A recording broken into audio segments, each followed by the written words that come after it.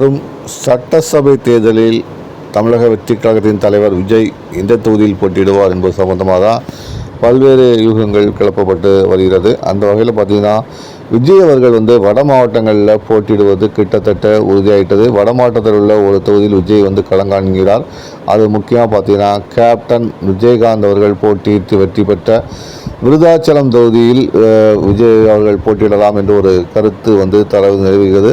அதற்கான சாத்தியக்கூறுகள் பற்றி விஜய் தமிழக வெற்றிக் கழகத்தின் நிர்வாகிகள் இப்போவுமே ஆய்வு பண்ண தொடங்கிட்டாங்க. பல்வேறு இடங்களில் இதுக்கான ஆய்வறிக்கை தயார் செய்யப்பட்டு வருது.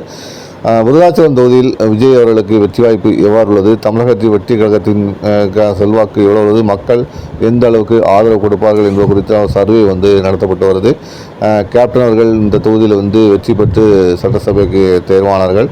அந்த வகையில் விஜய் இந்த தொகுதியில் வெற்றி பெறுவார் என்பது போக தான் தெரியும்.